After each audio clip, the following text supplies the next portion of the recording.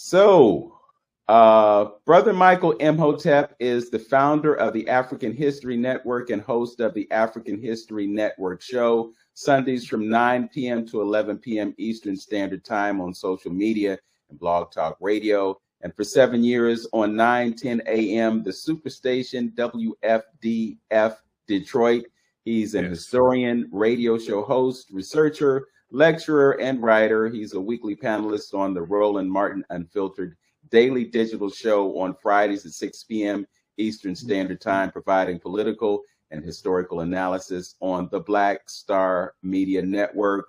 His bio is extensive, and there's probably a lot more that we could say. Yeah, you don't have to go through the whole bio. I had to go through the whole thing, but I did want to go through the whole thing. A sense of who he is and what he has been doing. And I'll say this, a few weeks ago, I witnessed an interview that you did, Brother Michael, with Professor Manu Ampim, someone who Brother Antonio connected with sometime within the past year.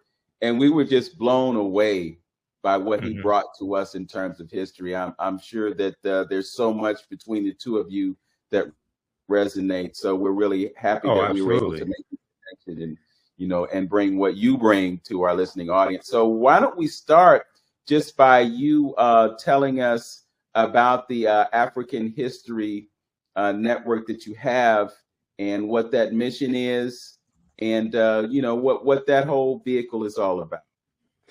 Okay, and yeah, Manu is a friend of mine. I've interviewed him a number of times over the years, going back to about 2010. I think was when I first interviewed him in 2010. So the African History Network, we focus on educating, empowering, and inspiring people of African descent throughout the diaspora and around the world, because right now it's correct wrong behavior. So I'm a talk show host, as you said. I've been doing the African History Network show 14 years. It's been 14 years since May 10th, 2024. 7 years was on 9:10 a.m. WFDF here in Detroit. And, we deal with history, current events, politics, economic empowerment, issues pertaining to African Americans. So we do the show usually Sundays. I may do broadcasts during the week. I edit excerpts of my appearances in different media platforms. So we have all that. People can go to our website, AfricanHistoryNetwork.com, AfricanHistoryNetwork.com. Also follow me on Facebook, The African History Network on Facebook, and Michael Imhotep on YouTube. Okay, so this is, dealing with, and I've interviewed a number of scholars over the years. Some of my teachers, Dr. Leonard Jeffries, Professor James Small, Professor Kaba Kamene, had Dr. Claude Anderson on the show over the years as well. People like Runoko Rashidi before he passed away. We have I've interviewed a number of different scholars who are ancestors now. Dr. Francis Cress Welsing, Dr. Richard King, Dr. Fukiao. So it's so many people. We've had probably maybe about 1,500 episodes of the show.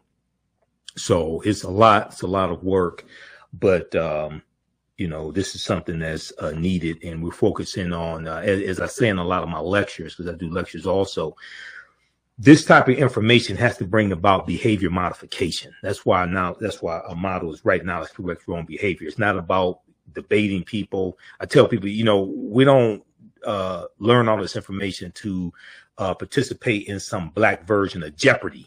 Okay, to see who can memorize the most facts and figures and win a prize at the end of the TV show. No, this information has to bring about behavior modification. Right now, it's correct wrong behavior. If you become quote unquote conscious, and the term is problematic, but if you become quote unquote conscious, but your behavior doesn't change, what's the point? What's the purpose?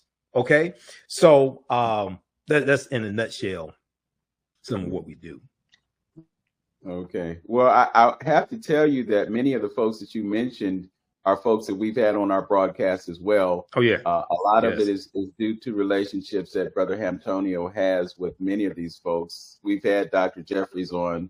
As I mentioned to you yesterday, we had Dr. Malefi Asante on. Oh, me. I've had Malefi on too. Yeah. Yes. Yeah. Tony Browder, Malefi. Yeah. Yeah, Tony, and he's been here. I mean, some of the folks that you mentioned are folks that we've actually brought to Cleveland. And again, I'll tip my hat to Brother Antonio for what he did to make those things possible. But you know what it all really speaks to is the power of our intellect. I think that the most dangerous weapon in the face of what I call pseudo white supremacy psychosis, because I don't embrace the idea of saying white supremacy, because it's a fallacy. White people are not superior to black folk. And as a matter of fact, white people don't even exist if you want to look at it in a technical sense.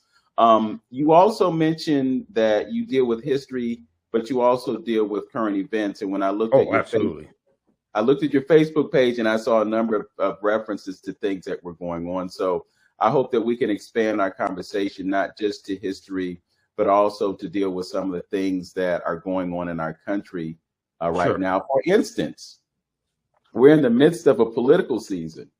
And if you look at the stuff that's coming back channel, there are rumblings that Joe Biden is not going to be running for president in 2024, but there's actually a shadow candidate that's being groomed right now. And sometime this summer, there's going to be a decision to pivot from running JB and putting someone else in there, because they're concerned, and I don't like to say his name, but there is concern that 45 basically could get reelected in spite of all the adversity, the personal adversity that he's facing right now. And I just wonder how it's even possible for us to entertain the thought that our political system is just so dysfunctional right now. Right. Well, I've heard of rumors. I wouldn't put stock in rumors of a shadow candidate or things like that. They're always distractions. It's just like on my show, we've broken down how no third party candidate has won a single electoral college vote since 1968. And it takes 270 electoral college votes to become president elect. You win electoral college votes by winning, not by the electoral college voting. That doesn't take place until the first Monday following the second Wednesday in December, which is in the middle of December. You win electoral college votes associated with the state by winning the popular vote in the state. So anybody that tells you that the popular vote doesn't matter has not read the U.S. Constitution. The popular vote does matter. Republicans know that. Many of us don't, and we fall for these tricks. That's how Donald Trump won the electoral college vote in 2016, and Hillary Clinton got 2.9 million more popular votes, because we've never been taught to really play the game of politics to win. I teach about political self-defense. Political self-defense. First thing you have to do is read the U.S. Constitution, because if you don't understand the U.S. Constitution, you won't understand any of this. That's why the U.S. Census is so important. The U.S. Census was created by the Constitution. First census taken in 1790. The census that the last census that took place in 2020, the population of white people in this country was 57%. That was the first time the population of white people in this country dropped below 60% since 1790. Okay, that scared a lot of people, because there's a fear of the browning of America. Now, all white people don't have this fear, but there's enough of them that have this fear to make a difference. It's enough of them who have this fear to be a threat. There's a fear that by the year 2043, white people will no longer be the majority population in this country. And you have media outlets like Fox News, like Newsmax, right-wing talk radio that prey on this fear, that feed them fear, okay, that drive them towards somebody like a Donald Trump. And in 2016, many white people saw Trump as the great white hope.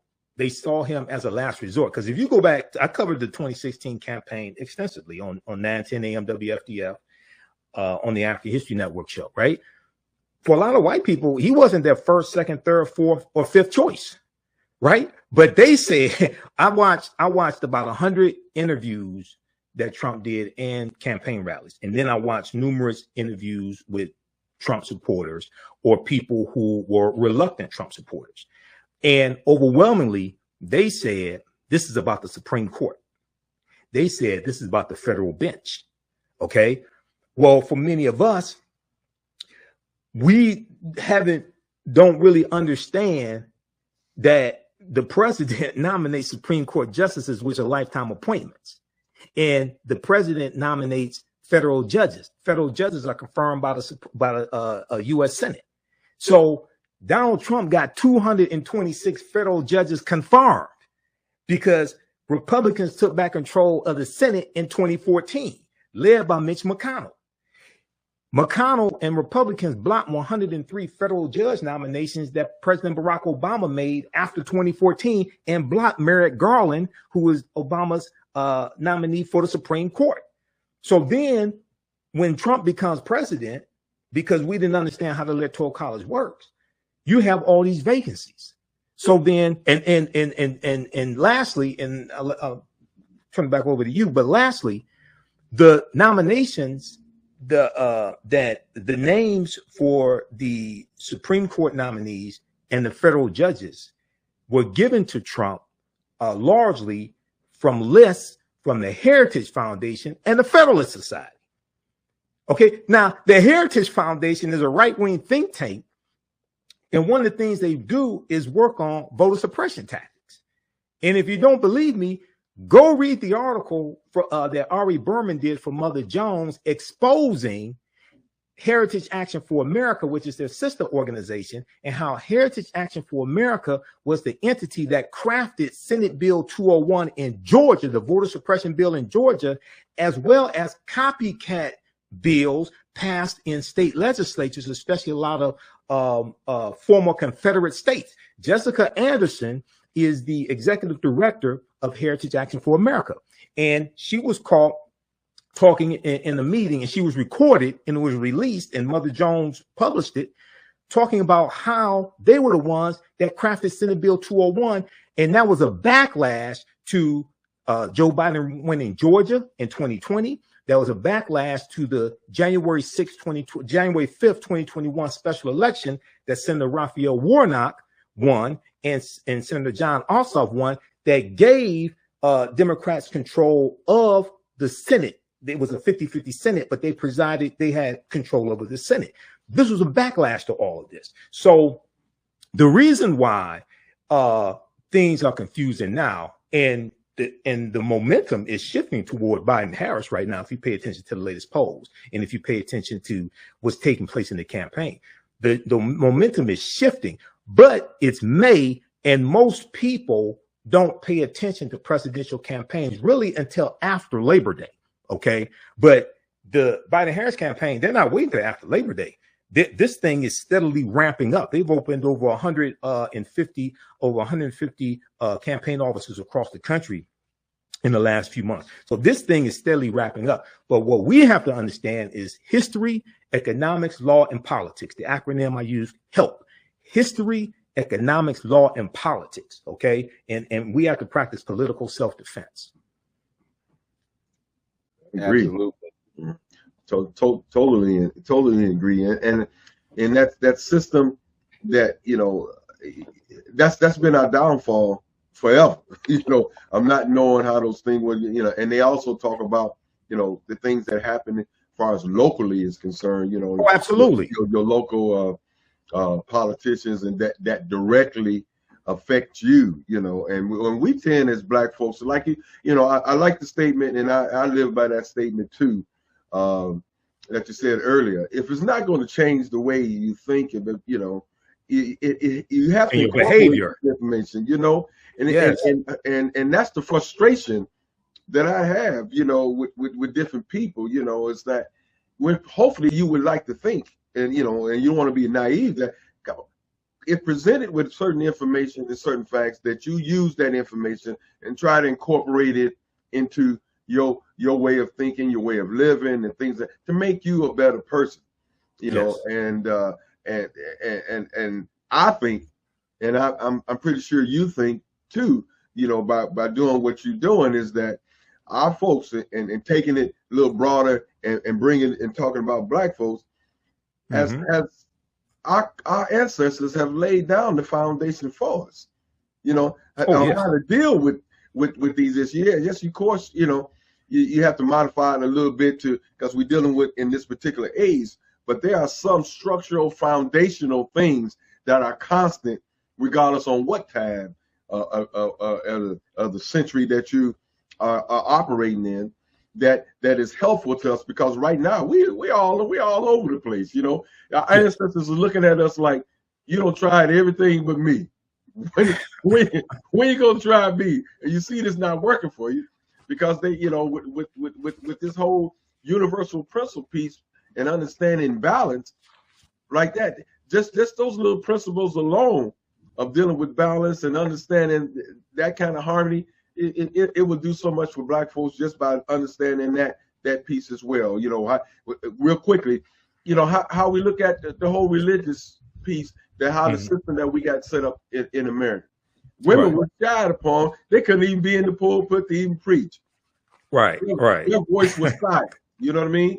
Right. And something Dr. Henry Clark said, you know, this side would never work until we put the woman where she belonged, because it was about balance. Yes. And so again, as I stated before, we're letting the children run the system. You know, they the newcomers on the planet, and we letting them, just like I said before, throwing the kids out the parents out the house and letting the kids run the show. And it's just a matter of time that dysfunction is going to happen. Yeah. You know, when we look at you having a conversation with Asar Imhotep a few minutes ago, somebody asked the question, are we the same people? No, we're not. No, we're not the same people. But when we look at, if we look at the modern day civil rights movement, for example, okay, look at Dr. King and Ralph Abernathy and John Lewis and Ella Baker, Rosa Parks, okay, the modern day, what was called the modern day civil rights movement. That civil rights movement was largely led by African-American male Protestant ministers. And many of them were misogynists, because you're dealing with a society that is misogynistic. You have white male patriarchy, and then that's infused into Christianity.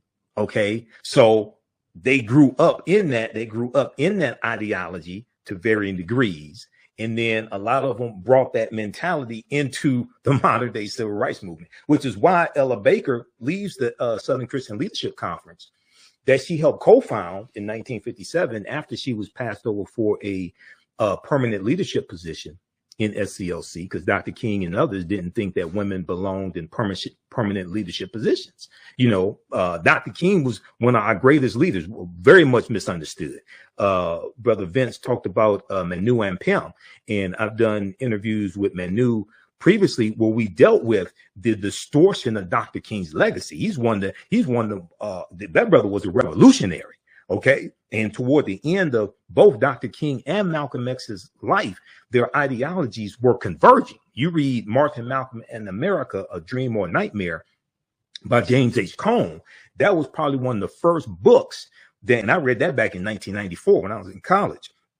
That was probably one of the first books that really went in depth and dealt with the trajectory of both of their lives and how their ideologies are converging. And when we talk about Malcolm, we know his birthday is coming up, May 19th. People really forget Malcolm joins the civil rights movement when he leaves the Nation of Islam.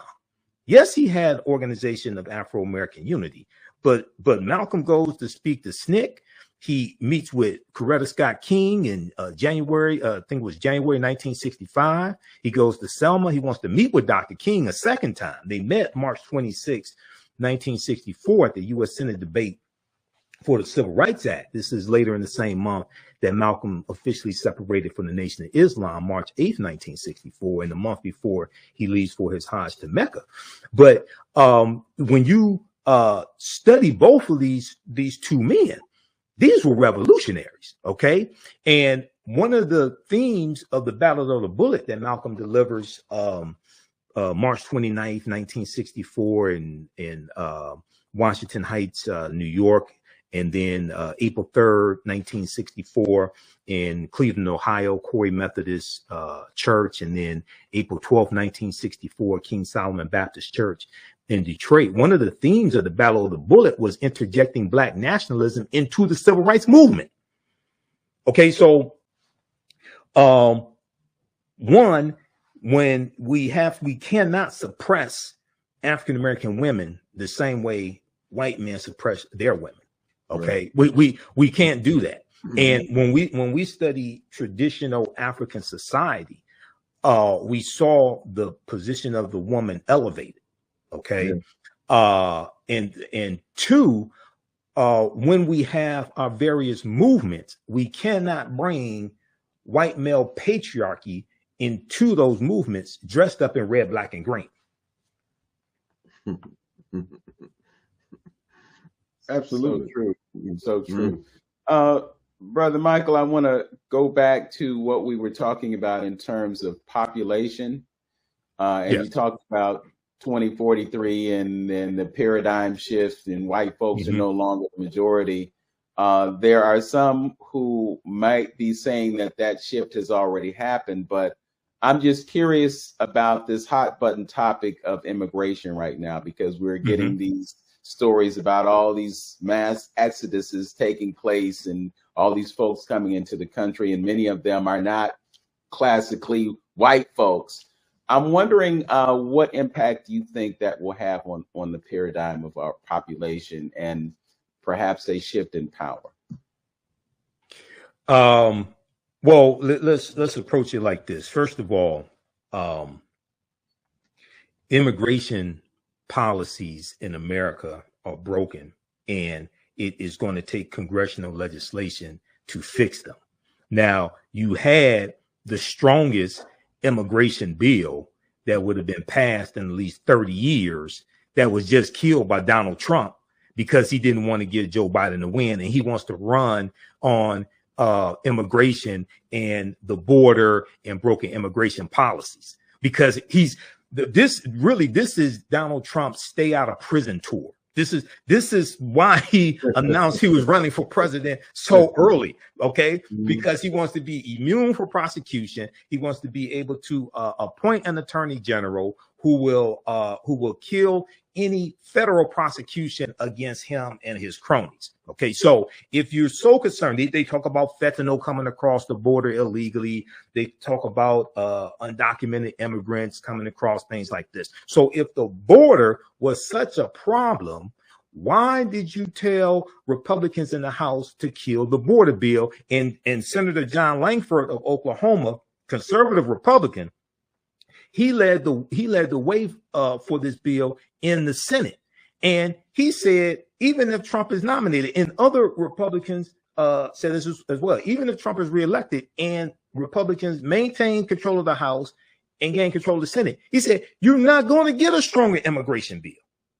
Okay, so you have, and the other thing is, I tell people, if you want to stop undocumented immigration, if you want to really crack down on it, first thing you should do is stop eating food that you did not grow yourself, because most likely somebody undocumented was involved in that food getting to your plate.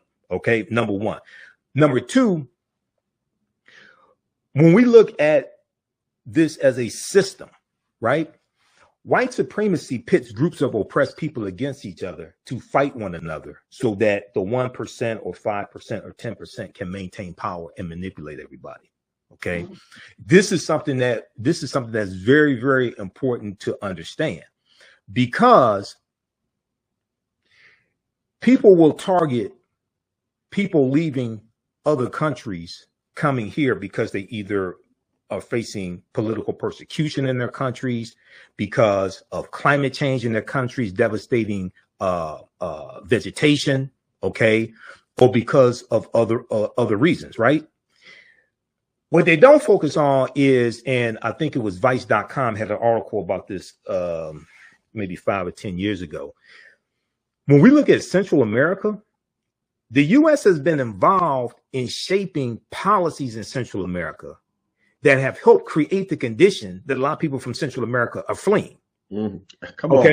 So then they come to this country, and then you blame them, but you don't look at the conditions that were created that they're fleeing from. Like when Guatemala, when the CIA helped overthrow the Guatemalan democratically elected Guatemalan government, I think it was 1954. Okay, and then Donald Trump, like in 2016, he loved to talk about the gang. Was it not MSI? It's the gang. I forgot. It'll come to me. It's a Latin gang. It's a Mexican gang. He loved to talk about. Okay. And that became like the poster child for MS-13. I think I think I know you're talking about. Yeah, MS-13. He loved to talk about that gang. He didn't tell you that gang started in California in the 1980s and then went into Mexico. Okay, he didn't talk about that at all. He just says, "Oh, this is a Mexican gang and they're committing all these crimes." So yes, you need new immigration laws. Yes, you do. Okay, but at the same time, we have to understand how non-white groups and even some white groups, because so Vince talked about you really don't have anything called white people. Okay, so let's deal with that term white. The term white started being used basically about 1681, starting in the colony of Virginia, after Bacon's Rebellion of 1675 and 1676 in the colony of Virginia. Now, this is before you have what's called the United States. You still have colonies. This is before the Articles of Confederation. This is before the U.S. Constitution, the Philadelphia Convention, 1787. The Bacon's Rebellion was led by Nathaniel Bacon, who was a European white man, Englishman, and he was a tobacco plantation owner. All right, his rebellion consisted of about 500 African Americans. So you had some free African Americans, you had some who were enslaved, you had white indentured servants, and poor whites. They united in this rebellion against the ruling elite in the colony of Virginia, against the wealthy plantation owners, because they understood that they were all being exploited by the same 1%. They were all being exploited by the same group of people. And in December of 1775, this band burned down the town of Jamestown, Virginia. I don't know how many people know this history. Go research Bacon's Rebellion at history.com, the official website of the History Channel. They have an extensive article on Bacon's Rebellion. Now, when they burned down the town of Jamestown, Virginia, I don't know if this became the inspiration for the song, The Roof is on Fire. Maybe it was. I don't know. Okay. But what happened, more importantly, what happened was after Bacon's Rebellion. It's going to be about 1680, 1681, that in the colony of Virginia, they start implementing the term white for widespread usage to refer to people coming from Europe, in the English and people coming from Europe. Why did they do this? Because previously, and when you read chapter 2 of Before the Mayflower by Lerone Bennett Jr., and we deal with a lot of this in my online history classes that I teach, okay? In chapter 2 of Before the Mayflower, 6th edition, Lerone Bennett Jr. talks about how, page 40, he talks about how what we call white people didn't refer to themselves as white. They referred to themselves as English or Englishmen or Christians. And he talks about how the terms for black people or African Americans at that time was we had the terms Moor, black or Moor, Neger, N-E-G-E-R, and Nagar, N-E-G-A-R. Okay. When you look at why the term white was implemented in the colony of Virginia, and then it's going to be adopted by other colonies as well, it was to break up the alliance between these non-white people who were ruling. It was to break up the alliance of free African people, enslaved African people, white indentured servants, and poor whites.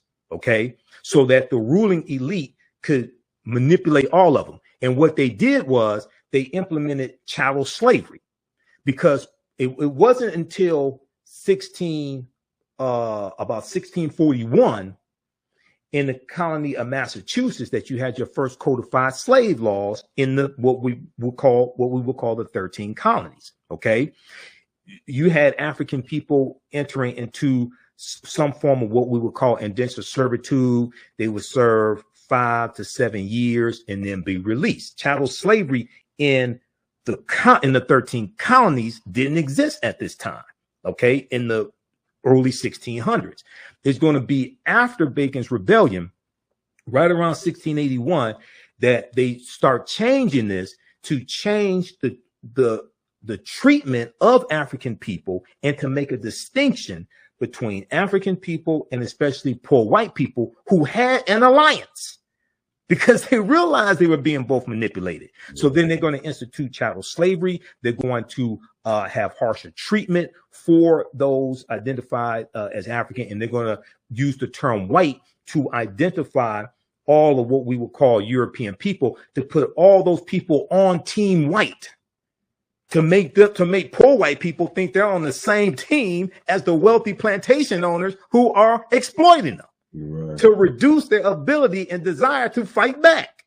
Okay, so and we're still dealing with this trick bag today, because you have poor white people voting for Trump, and he's never cared about poor white people. He's never cared about middle class white people. He's only cared about the wealthy. And he just had a campaign meeting with wealthy billionaires. And he's asking them for $1 billion, and he's telling them he's going to reverse Biden's climate change laws, his climate change policies. He's going to reverse all that. New York Times has an article about this. Okay, so people have to, I haven't followed any of this Drake Kendrick Lamar beef. I don't know what the hell they're talking about. Okay, but I can tell you what's going on with this.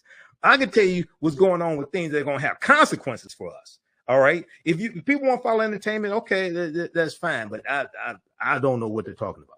But I can tell you what's going on with this that's going to have a direct impact on our conditions. Come on, bro. Yes. This type of information, you can support the African History Network a few ways. Be sure to register for the online history classes that I teach on Saturdays. Ancient Kemet, the Moors, and the Ma'afa, understand the transatlantic slave trade, where they didn't teach you in school. Visit our website, AfricanHistoryNetwork.com, AfricanHistoryNetwork.com. We deal with thousands of years of history and what leads up to the transatlantic slave trade taking place. This is a 10-week class. We're doing more than 2 weeks this time around. Next classes are Saturday, May 4th, Saturday, May 11th, Saturday, May 18th, and Saturday, May 25th, 2024, 2 p.m. Eastern Standard Time. Click right here to register here for the class. The class is on sale $60, regularly $130. We do the sessions live. All the sessions are archived and recorded. You can go back and watch it any time. So a year from now, 2 years from now, you can still watch the entire course. We have the lesson plan here for the entire course also already laid out, so you can look at the content that we cover. We deal with 80 to 100 articles, and I put together this class. I've been teaching this class on and off since 2017. Okay, I've been studying history 34 years now. Do lectures across the country. Been hosting the African History Network show 14 years. But we look at there's over 200 slides that I put together, 80 to 100 articles that we'll go through and look at. The 15 books that we reference. You don't have to buy any of these books to follow along in class. I'll show you excerpts of the books on the screen usually. And we look at video clips of interviews I've done with historians like Professor James Small, Professor Kaba Kamene, Anthony Browder, who wrote Nile Valley Contributions to Civilization, which is one of the books we use in the class, Runoko Rashidi, who wrote Black Star, The African Presence in Early Europe, which is another book that we use in the class. Okay, so you can register for this. This content is PG-13. You can use this information with your children as well. Visit our website, AfricanHistoryNetwork.com. AfricanHistoryNetwork.com. Okay, and we'll post the link here. The link's in the thread of this broadcast. And you can support us through PayPal and Cash App, $the AHN Show through Cash App, $the AHN Show through Cash App, and through PayPal, paypal.me the AHN show. So we have the information right here on our website as well. This is our official Cash App account, $ the AHN show, SHOW. When you go to it, it'll say Michael and show my picture there. These are fake African History Network Cash App accounts here that have been stealing money from us. There are a few other ones out there I've identified. I'm still trying to get them shut down. You can click right here on our link and it shows our QR code, okay, for Cash App. This helps us stay on the air, keep doing the research, pay some of the bills, etc. Upgrade equipment, take care of what needs to be done. Absolutely. You know, one second, Vince. I was when you said a couple of things, and I mirror a lot of that what you said, and I try to talk to people about this whole immigration piece. I'm just gonna step back on that real quick about people coming over here, and I don't even know why black folks even taking on a charge, or even talking about immigration like it affects them. You know, because a lot of the jobs that they do, and we, you know, like you said, we're not out there trying to do it anyway. But the question I want to ask, and we tend not to pay attention to directly and indirectly, our involvement in these particular countries that are causing them to flee. See, we never think about, you know, we sitting here in the belly of the beast, and not really recognizing these tentacles that are out there manipulating everything. That's why, you know, Vince brings it up all the time, talking about BRICS. The reason you got a BRICS is that they've been weaponizing the dollar, and folks tired of getting their behind beat with the weaponization of the dollar. So they're looking at another alternative, and this is why. So the question I want to ask, and what people should look at, would these people leave their country and come here if we wasn't involved in some of the dirty dealings that we're dealing with in their country that's causing them to flee? Because I truly believe a lot of them wouldn't want to give up their homes. They would want to stay in their culture, to stay in their way of life of doing things. Because when you want to look at it, all they're doing is come for economic reason, because there's really nothing culturally and spiritually that's in this country that would drive them away from their culture to want to come here. If their conditions, the question I would ask, if their conditions was okay, if they was living okay in there, nobody was bothering them, would they leave their country to come to here? That's the question. Well, when we look at, and I'm posting some articles here, hopefully you can share them, because I'm posting articles to back up what I'm saying. One, they're looking for better ways of life. It's not just economic. It's partly economic, but also many of them are fleeing various types of political violence, rapes, murders, things like this. Also, you have some that are victims of political persecution. So they're coming here because you have, you know, more freedom of speech. You can publicly criticize the president and not end up in prison. Now, we don't know what happens if Trump becomes president again, but you can. So you have those freedoms here. Okay. Now, also, to give you an example here, a lot of people don't know this. Starting with the Herbert Hoover administration. Herbert Hoover wins the presidency in 1928. Okay, he serves one term, mishandles the Great Depression, and President and Franklin Delano Roosevelt is elected in the 1932 presidential election. There were about 1.6 million Mexicans who were deported by the U.S. back to Mexico, starting with Herbert Hoover, and starting in the Great Depression. The Great Depression begins 1929. Stock market crashes October 1929. And the government was saying that these Mexicans were taking jobs away from white people in the country. Okay. About 60% of the people they deported were born here legally, were actual U.S. citizens, but they got lumped into this. And when we look at the analysis post that event happening, because it starts with Herbert Hoover, it's going to continue with President Roosevelt. Okay.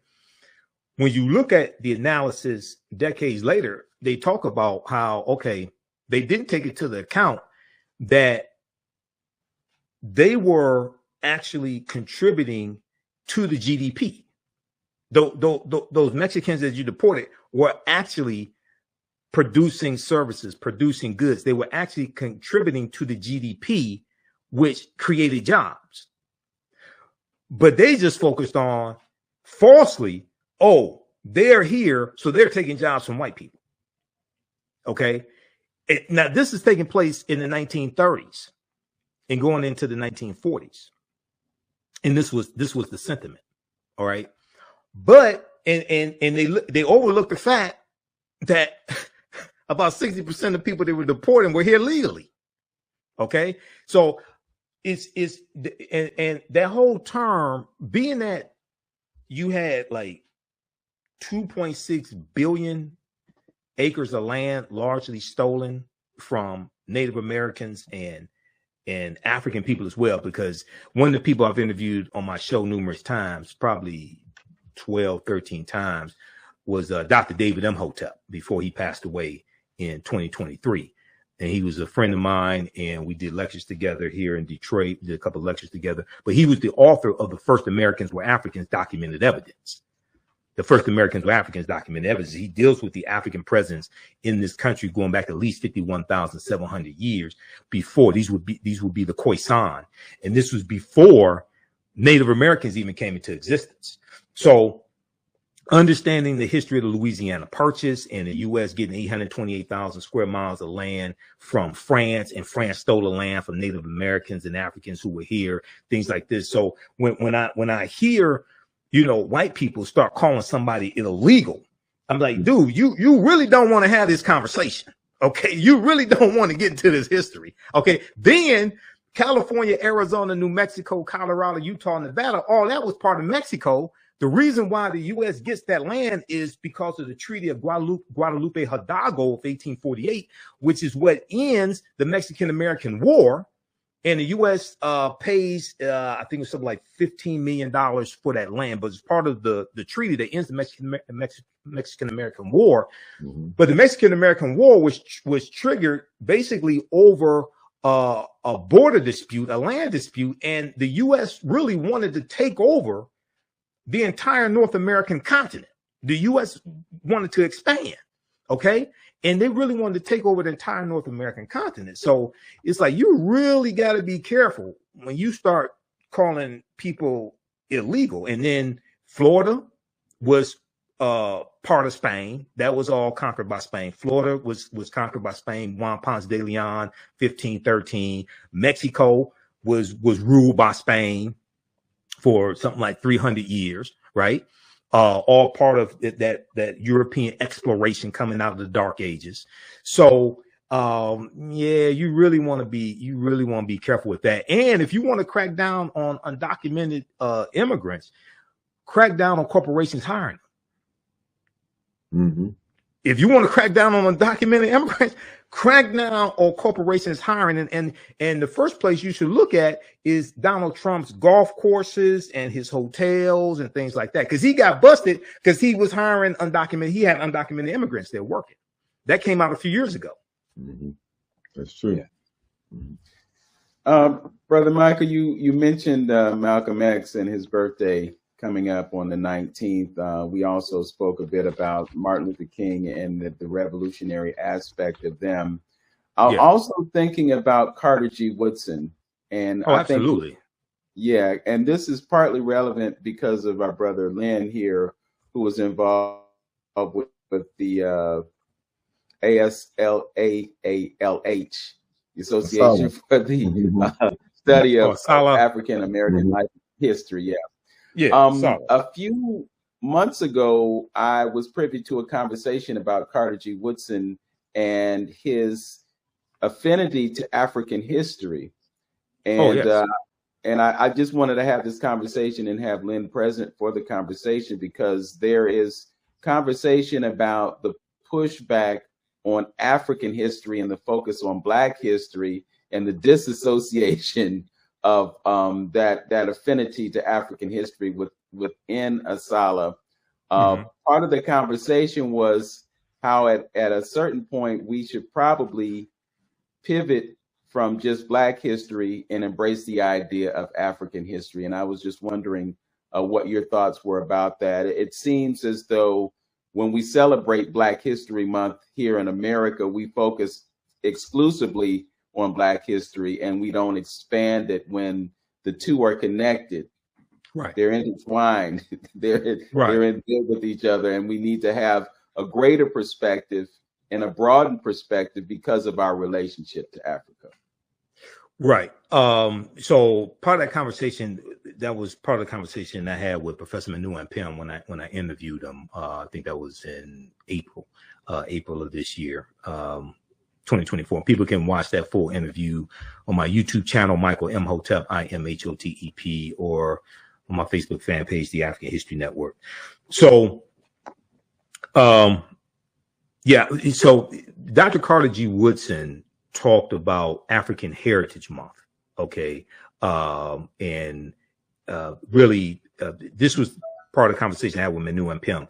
That was that would be the next, that would be the expansion of the celebration of what started out as Negro History Week to African Heritage Month, with the focus on Africa and African history.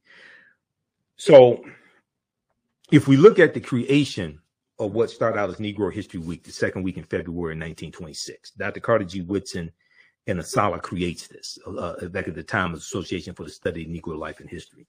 Okay, Dr. Woodson was an educator. He had a PhD in American history from Harvard. He taught at a high school, but he also taught at the college level as well. He taught at Howard University for 1 year. Okay, and he understood, because he was an educator, he understood that African Americans knew basically nothing about their history. So Negro History Week was never designed to be the only time of the year that we study our history.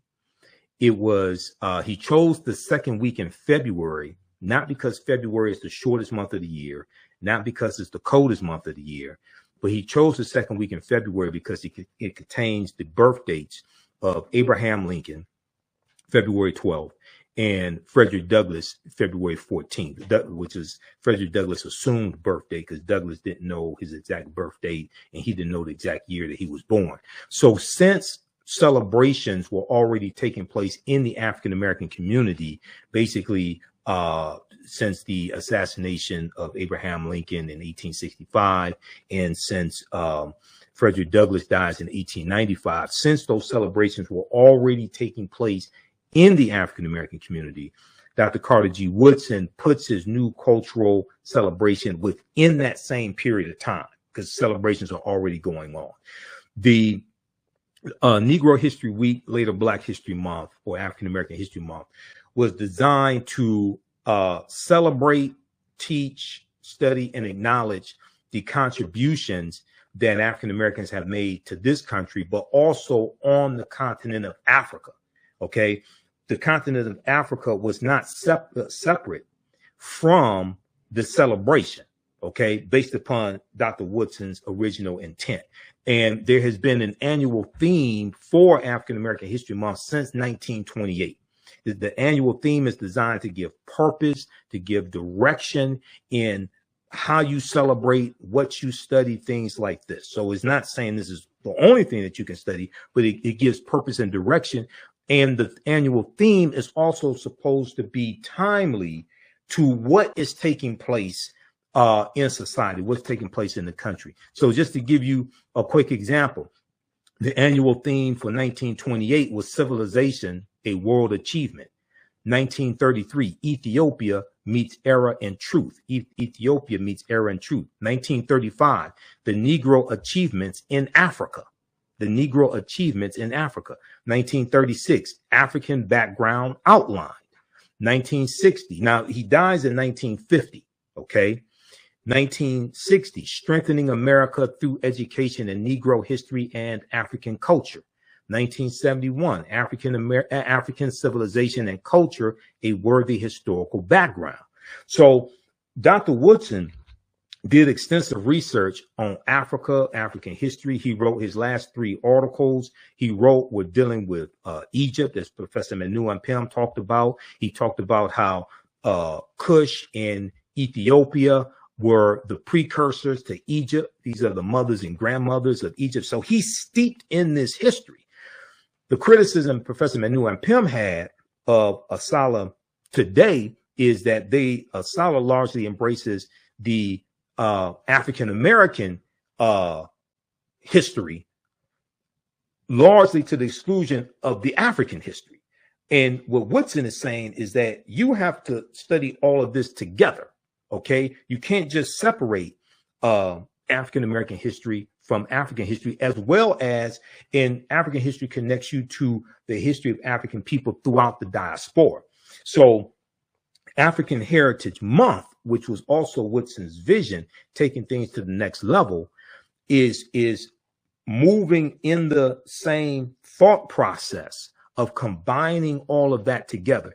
And one of the biggest problems I have with the way Black History Month or African American History Month is celebrated across the country. It should be celebrated. It should be, we should have celebrations. We should recognize it and participate in it.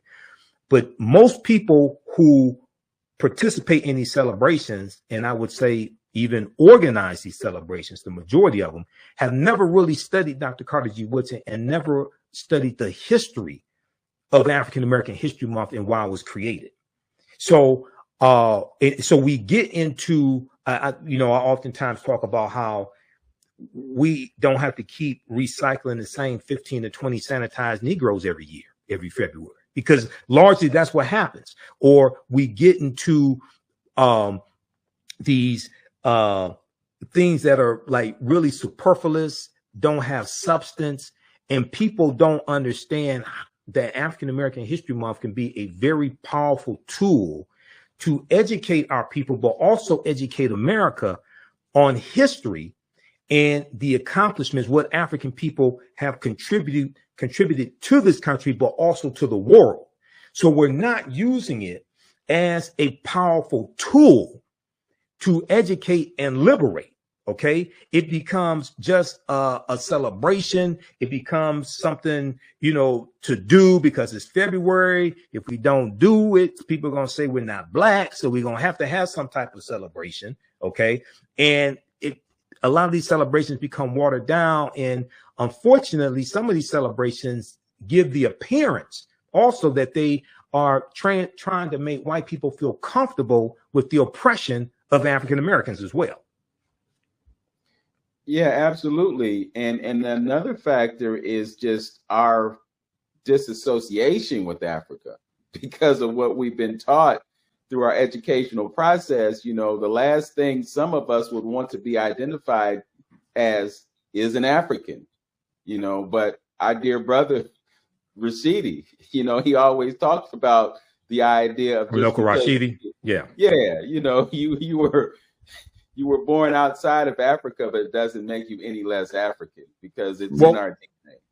Well, but you have white people running to Egypt. You had, going back to the 1800s, you had European archaeologists claiming Egypt for themselves, claiming Nubia for themselves. When Napoleon conquers Egypt in 1798, Napoleon Bonaparte.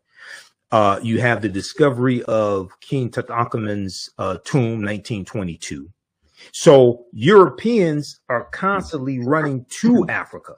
They're constantly running to Egypt, claiming Egypt for themselves, claiming Nubia for themselves. When you look at Carthage, Hannibal Barca, the Carthaginians, that's in the area that today is Tunisia, North Africa. They claim that Hannibal was white. They claimed Hannibal was white.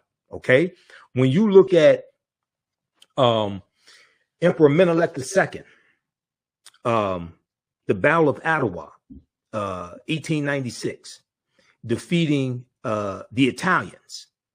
The Italians got their behinds kicked so badly by the Ethiopians. The Italians told the world that the Ethiopians were white because they didn't want people to know that this Black nation defeated them. So you have, and then when we look at mythology, right, coming out of the Dark Ages, coming out of the 1300s, going into the 1400s, European exploration, the start of the transatlantic slave trade, 1441, with the Portuguese going into the 1500s. As Europe starts to rebuild itself, okay, Europe was hit with civil war, famine, poverty, things like this. The bubonic plague hits in 1347, hits in spurts from 1347 to 1400. Europe loses estimates of somewhere between 25 to 75 million people. Right? As Europe starts to rebuild itself, conquer people's lands, go into the Caribbean, set up plantations and start to rebuild itself, one of the things that they do is reinterpret image. Okay. So the Black Madonna and Child that Runoko Rashidi talks about a lot, and he talks about in his book, Black Star, the African Presence in Europe, which deals with the African presence in early Europe. France had about 300 images of the Black Madonna and Child, paintings and statues, things like this. And this is even before the presence of the Black Madonna and Child goes back to Asar, Aset, and Heru, who the Greeks called Osiris, Isis, and Horus. Even before the Moors go into the Iberian Peninsula, today known as Spain and Portugal, in 711 AD, and take the teachings from the Nile Valley region of Africa all throughout Europe. This is even before that. They have these images of what we today call a Black Madonna and Child. As Europeans start gaining power and rebuilding these European nations, you start having a rise in the dominance of the European phenotype. So they start reinterpreting image. So in the early 1600s, Michelangelo paints the Sistine Chapel, and he uses his aunt and uncle as the model for Adam and Eve, and they're white. God is white. The angels are white. When you look at Greek mythology, Zeus, who was the king of the gods, Zeus was said to be from Ethiopia originally, but Zeus gets reinterpreted as a European.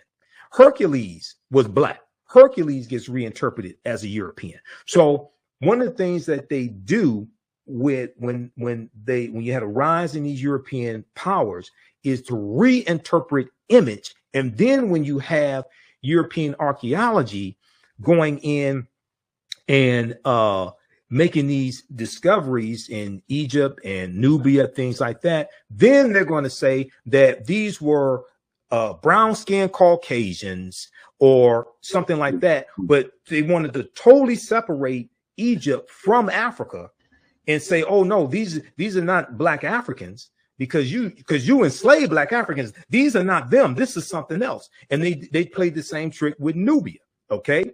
They were saying, they tried to claim Nubia for themselves and say that these were some type of Caucasians or brown skinned Caucasians or something like that. But these weren't sub-Saharan Africans. These weren't black Negroes like the ones that we had enslaved for hundreds of years. This was something totally different.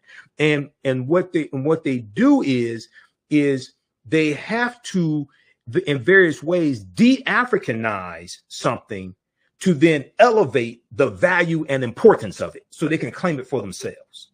Mm-hmm. Now, if you like this type of information, you can support the African History Network a few ways. Be sure to register for the online history classes that I teach on Saturdays.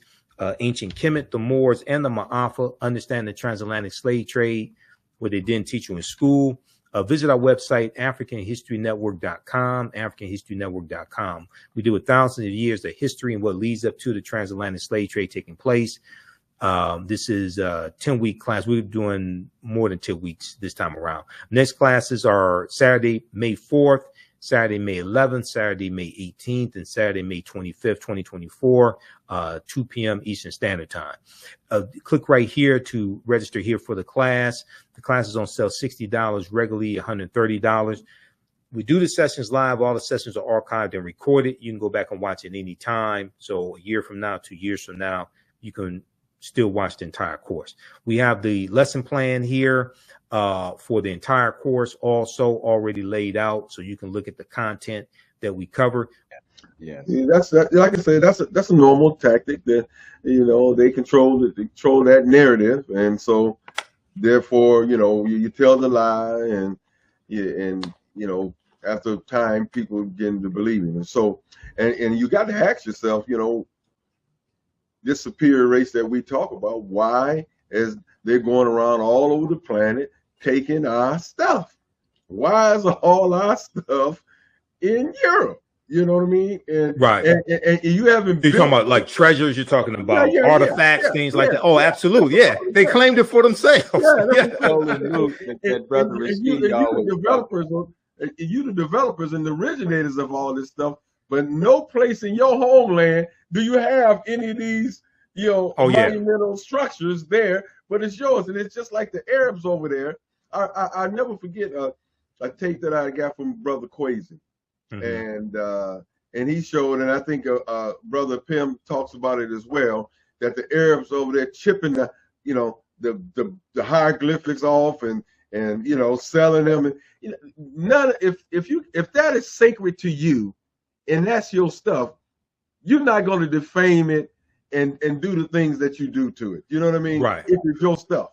It's just that simple. And everybody knows it's a documented fact. You guys didn't come around to the 6th, 7th century over there as far as the Arabs is concerned. Yeah, 7th century AD. Yep. Yes, yeah. So my point is, why? If this all about superiority or keeping on with this old mirage about their presence of them knowing not even knowing where they come from, because they can't trace their lineage nowhere.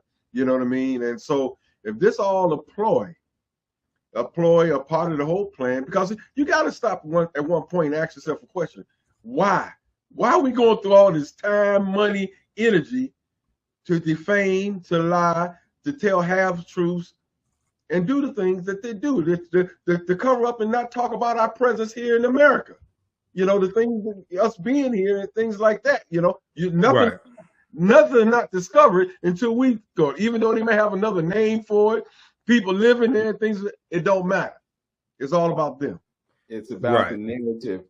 Brother Michael, I wanted to ask you if you had heard any of the social media fodder, I'll call it, about Vladimir Putin and his announcement about all these black images of the Madonna and child and so forth and so on, and then them having access to that and making it public. Have you heard anything about it? And oh yeah, do you think it's relevant? I've heard about it, and that has been in Europe for hundreds. It's all throughout Europe for hundreds of years. That's not something new, right? Yeah, you're dealing with a former KGB agent. That's not something new. That I just told you. France has the most, according to Runoko Rashidi, France has the most number of images of the Black Madonna and child. That's at about 300. Okay, and that's in his book Black Started African Presence in Early Europe. And what Runoko did was he traveled around the world and he took pictures to document this. So he has the pictures in his book, and I have his book here somewhere in the office because that's one of the books I use in my class. So I'm going to find that. But that people that study this history already know that stuff is in Russia. He's not telling us something that we don't know. The people that don't study this history and are amazed by it, and they're the ones impressed. I'm like, and that stuff's been there for hundreds of years. We know this, okay? And this deals with how, and what one of my teachers, Professor James Small, talks about how Europeans took fragments from the periphery of African spiritual systems to create Christianity. Okay. And so when you look at, you read Christianity Before Christ by Dr. John G. Jackson. Okay. And you start seeing where all this comes from with Christianity and how they took the teachings from the Nile Valley region of Africa, from the African spiritual system, and incorporated that into their stories in the Helios Biblos, the Sun Book, S-U-N, the Sun Book, right? And you deal with. I'm laughing because I just said that to somebody last night. Go ahead. Yeah. So it's important for our people to read the Bible, but you have to understand what you're reading, and we have to also speak to people where they are. Okay. So the Bible can be used as a tool to be a bridge to get to take us back to where we were before foreigners, fakers, and fools came into the continent of Africa, misinterpreted what we had, distorted it, and represented it to the world like they created it themselves. All right. But you're dealing with, you know, for instance, you deal with Noah's Ark, right? Or actually, let's go back to Adam and Eve. OK, that comes from an ancient Sumerian myth of Enki and Ninti. And Enki was the man, Ninti was the woman. But Ninti in Sumerian means woman of the rib or lady of the rib. OK, that's an ancient. You're dealing with stories that are told over and over and over again. Over thousands of years, adapted to various people's cultures. Okay, so when we deal with Heru being born on December 25th to the Virgin Auset, and we deal with the Annunciation, the Immaculate Conception, the Virgin Birth, the Adoration. These are ancient African principles. These go back. The story of Osar, Auset, and Heru dates back to at least 3300 BC. In ancient Nubia, okay, at least. So you're talking about 5,000 years ago. All right. So, and because of largely the transatlantic slave trade, even though it was happening some before then, but for most African Americans, the reason why we're Christians is because our parents were Christians, our grandparents were Christians, our great grandparents were Christians, and our ancestors before them, largely because of the transatlantic slave trade. And we haven't reclaimed our mindset and our history and culture to really understand history prior to that.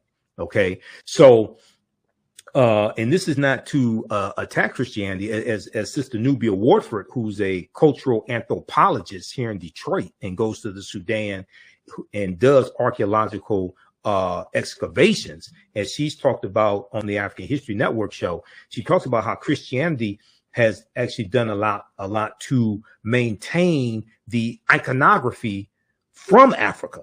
It's in the icons, and it's in the graphics and things like this. It's still there today. Okay.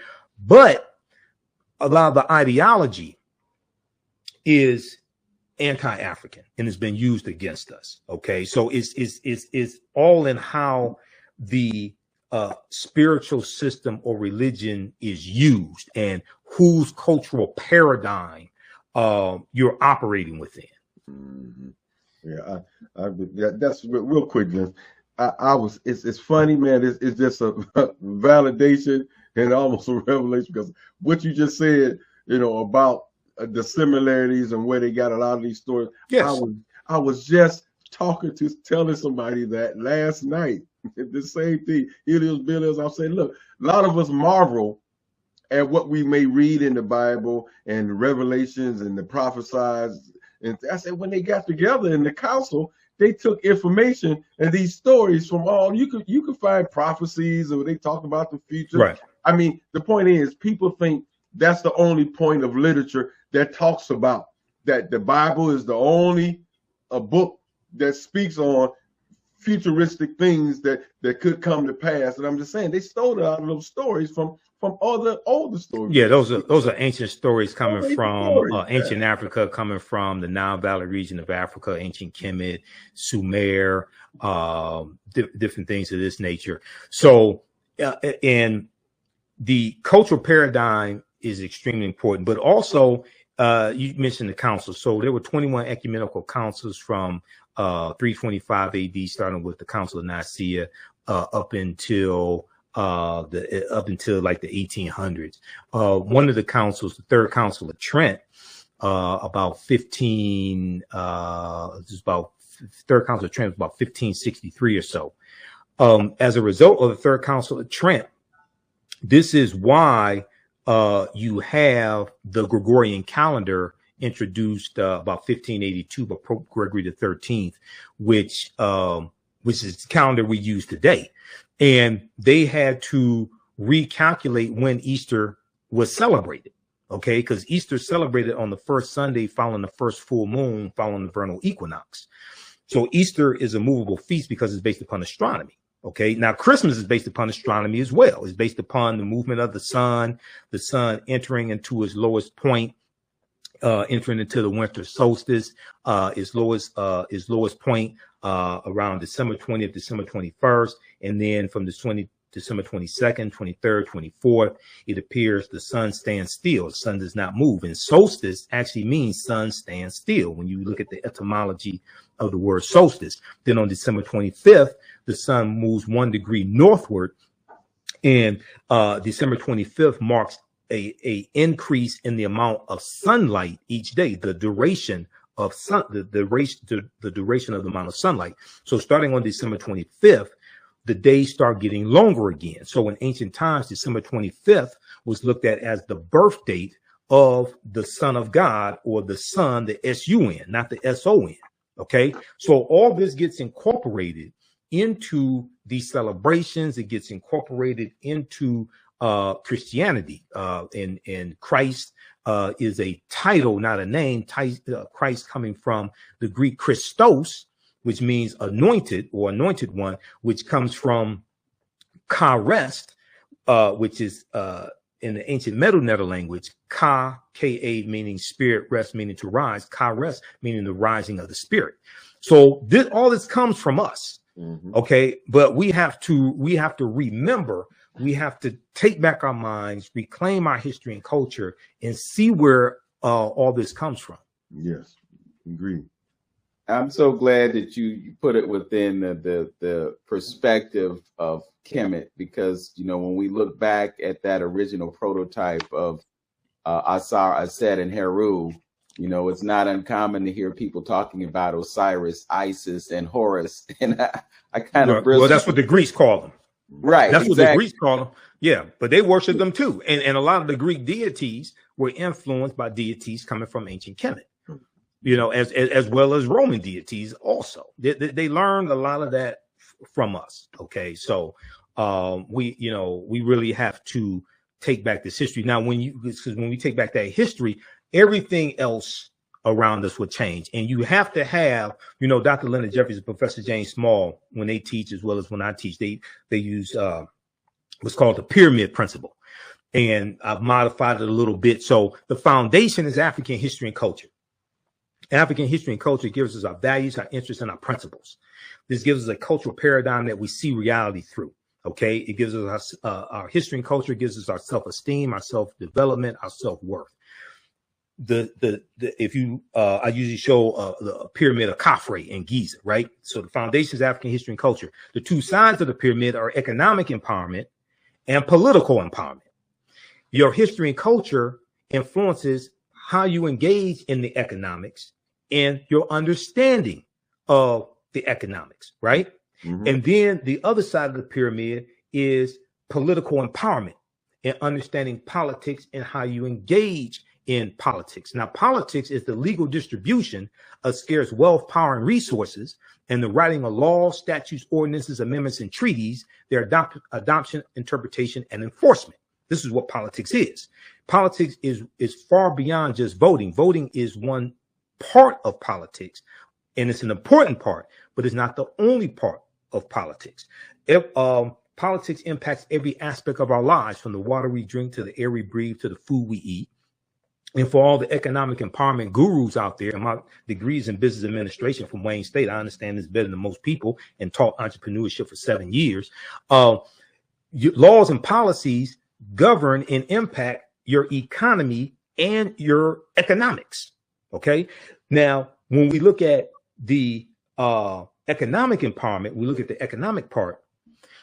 African Americans have a deep, rich history of cooperative economics, the co-ops. Okay, whether it was mutual aid societies like the Free African Society in 1787 and the Free African Union in 1780, whether it was the Colored Merchants Association in 1928, coming out of the National Negro Business League, which was founded by Booker T. Washington. And the Colored Merchants Association was a cooperative of hundreds of African-American owned grocery stores across the country, whether it's the Colored Farmers Union, founded about in the 1880s in Texas. And this grows to 1.2 million members. We have, if people read Dr. Jessica Gordon Nimhard's book, Collective Courage, which deals with a deep history of the types of co-ops and how we engaged in economics. Okay, now right here in Detroit, you just had Detroit Food Co-op that just opened, Malikia Kinney and many others. And this is an African-American owned grocery store that's structured as a cooperative. Okay, and they got tremendous coverage from local media here, a lot of buzz on social media. A ton of people. They opened, I think it was May 1st, and they have their grand opening May 18th, right? We have a deep, rich history of cooperatives and our businesses being structured like that, whether it's whether you have a business that may be owned by 2 or 3 people in a traditional structure and they're part of a larger cooperative, or you have a business that's actually structured as a cooperative where the members are also co-owners, okay, of the business. One of the most popular types of cooperatives today will be credit unions, where the people who have accounts are also what they refer to as members, okay? They're also co-owners. So how you engage in economic empowerment, because you have a lot of people out here trying to pass off white capitalism dressed up in a red, black, and green dashiki and calling that economic empowerment for black people. And that's not. Okay. Now you can learn some valuable things about marketing and accounting and different things like that. Right. But when we actually deal with how we did this, William Washington Brown and the True Reformers in 1881, when we actually study how we actually did that, it was through the cooperative system, largely. Yeah, that whole piece, reminds me, and I mean, it's just funny, like you said. And that's something Dr. Leonard Jessary always said: take whatever you got and Africanize it. He always talks about that and mentions that, Africanize it. And I think that's again, that's always been the key to us learning, and something that Dr. Amos Wilson said about culture, because it's all interconnected. See. I mean, yes. It was brilliant how people put this stuff together. I mean, come on, if you've been on the planet forever, you had to come up with some solutions on how to live with one another, how to run a community, a family, how to get along with other ethnic groups. You had to come about some kind of solutions, So everything is interconnected. And and some Dr. Amos Wilson said, culture. When people speak of culture, a lot of times they think about food, dress. He said, but culture is economics, and just like you just said with your pyramid, it's economics. Right. And if cultural states that we wear hats like I got on my head, guess what? Somebody in the community is going to make that hat, and we're going to spend our money with it. So a culture. Yeah, that's a Kango. Yeah. That's a Kango you're wearing, brother. That's old school. I know about the Kango. I have a few myself, man. I started wearing Kangos, because of Run DMC and the Kango Kid, UTFO, when I was a kid, Samuel L. Well, it wasn't because I started wearing Kangos because of hip hop. It wasn't because Samuel L. Jackson does wear Kangos, but I started wearing them because of hip hop. Okay. And when I was a kid, I couldn't afford Kangos. So when I became an adult, right, I could do that. So yeah, no, that goes back to Run DMC. That goes back to the rapper, the Kango Kid, who was known for Kangos. He was part of UTFO. Okay, they had the Roxanne songs, things like that, right? So that's what influenced me to, and also LL Cool J. Can't forget LL Cool J, right? That's what influenced me to wear Kangos. Yeah, but like I said, but if someone in our community was making Kangos or whatever, and it's cultural, and it's some cultural about that all of us partake in. Then culture is therefore economics as well. You know what I mean? And it's all interconnected, Right, exactly. Well, Brother Michael, I'm looking forward to our conversation next week.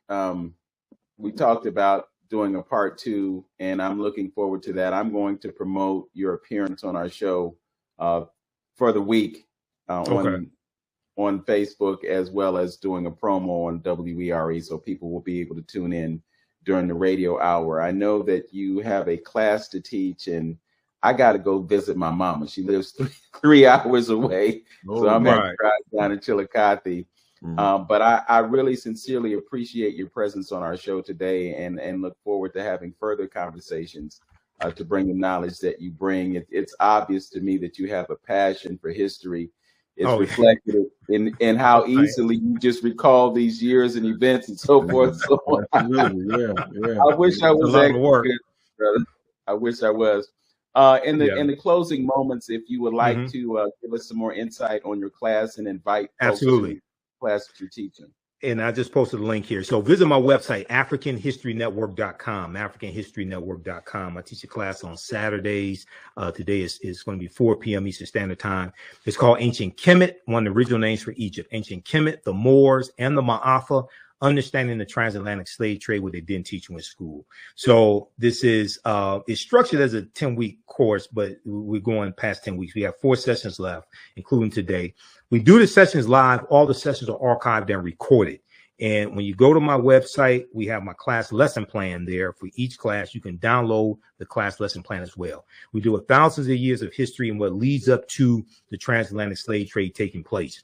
I've been teaching this class since 2017, and it evolved because because of me doing my online radio show at the time, people had so many questions for me. Okay. Yeah. If you just scroll down, you'll see the information there, for the show. For the class. If you scroll down, people had so many questions, and they were asking me I was already doing lectures. They were asking me to teach classes. So we take you throughout history. We look at some ancient African societies, Kemet, Nubia, Ta-Nehisi, Ethiopia, things of this nature. And we try to go through history chronologically. And you keep going down because it shows the flyer and gives more information. It shows my class lesson plan. So we have classes May 11th, May 18th, May 25th, and June 1st. Okay. We do the sessions live. All the sessions are archived and recorded. You can go back and watch this anytime. So even after the class is over with, you'll still have full access. There are about 200 slides in the class. I put together the PowerPoint presentation. There are 80 to 100 articles that we look at as well. Okay. And there are video clips that we look at in excerpts of interviews I've done with some of our scholars, Professor James Small, Runoko Rashidi, Dr. Francis Cress Welsing, Tony Browder, Professor Kaba Kamene. So we look at some excerpts of interviews that I've done with them also. This content, and if you scroll down below the picture, below the flyer, shows my lesson plan. The content is PG-13. The content is PG-13. So you can use this content with your teenagers, with your youth. It's not overly graphic. I don't do a lot of cursing, anything like that in the class. Okay. And we also deal with what the Moors introduced into Europe and how all of this gets twisted around when the Moors go in and educate these Europeans, because everything basically we taught Europeans came back to kick us in the behind. Okay. And we're going to see how this leads to the transatlantic slave trade. And this really puts us on a trajectory to where we are today. When you talk about the Central American countries, when you talk about the Caribbean countries, things like this, a lot of those are going to be conquered by Christopher Columbus on his 4 voyages. When we talk about Haiti and what's going on in Haiti today, that was the island of Hispaniola. In the western third of the island of Hispaniola is where Haiti is.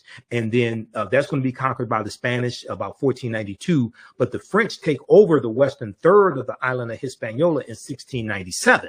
Okay. And it becomes a French colony. And then we know you have the Haitian Revolution beginning in 1791. So we start seeing how all this history is connected, and we can see all this going back to Christopher Columbus, European exploration, Europeans coming out of the Dark Ages. All right. So, and your understanding of politics is directly related to your understanding of history. They're both interconnected, interrelated. So visit our website, AfricanHistoryNetwork.com, register for the class today, and we'll see you in class today and the subsequent weeks. All right. Well, my brother, you laid it out for us today. Oh yeah. Oh, thank you. Thank you being here. And I don't know. I'm ecstatic. You know, I and Lynn as well. We always talk about the importance of history and knowing who we are, because you gain your power from self-knowledge, and Yes. they've done everything that they could to take our knowledge of ourselves away from us and prevent us from being effective in obtaining freedom. You know, the freedom starts here. So this is where the battle is taking place right now. It's a battle for our mind space. What Yes. we have to do is arm ourselves with knowledge, and from that we will derive the wisdom that it takes to be successful in life. Thank you for joining us on 360 Info Network. Thanks for having me. And we'll look forward to our conversation next Saturday. All right. Thank you, brothers. All right. All Hotel. Peace. All right. And as always, know yourself, love yourself, and be yourself. Make today your absolute best day. Peace, everyone. Peace. Peace. If you like this type of information, you can support the African History Network a few ways. Be sure to register for the online history classes that I teach on Saturdays. Ancient Kemet, the Moors, and the Ma'afa, Understand the Transatlantic Slave Trade, what they didn't teach you in school. Visit our website, AfricanHistoryNetwork.com, AfricanHistoryNetwork.com. We do thousands of years of history and what leads up to the transatlantic slave trade taking place. This is a 10-week class. We're doing more than 10 weeks this time around. Next classes are Saturday, May 4th, Saturday, May 11th, Saturday, May 18th, and Saturday, May 25th, 2024, 2 p.m. Eastern Standard Time. Click right here to register here for the class. The class is on sale $60, regularly $130. We do the sessions live. All the sessions are archived and recorded. You can go back and watch it any time. So a year from now, 2 years from now, you can still watch the entire course. We have the lesson plan here for the entire course also already laid out, so you can look at the content that we cover. We deal with 80 to 100 articles, and I put together this class. I've been teaching this class on and off since 2017. Okay, I've been studying history 34 years now. Do lectures across the country. Been hosting the African History Network show 14 years. But we look at there's over 200 slides that I put together, 80 to 100 articles that we'll go through and look at. The 15 books that we reference. You don't have to buy any of these books to follow along in class. I'll show you excerpts of the books on the screen usually. And we look at video clips of interviews I've done with historians like Professor James Small, Professor Kaba Kamene, Anthony Browder, who wrote Nile Valley Contributions to Civilization, which is one of the books we use in the class.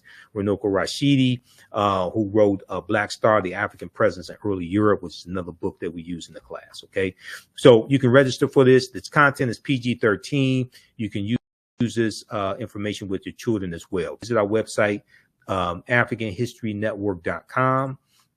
AfricanHistoryNetwork.com. Okay, and we'll post the link here. The link's in the thread of this broadcast. And you can support us through PayPal and Cash App, $ the AHN show through Cash App, $ the AHN show through Cash App, and through PayPal, paypal.me /the AHN show. So we have the information right here on the website as well. This is our official Cash App account, $ the AHN show, SHOW. When you go to it, it'll say Michael and show my picture there. These are fake African History Network Cash App accounts here that have been stealing money from us. There are a few other ones out there I've identified. I'm still trying to get them shut down. You can click right here on our link and it shows our QR code, okay, for Cash App. This helps us stay on the air, keep doing the research, pay some of the bills, etc. Upgrade equipment.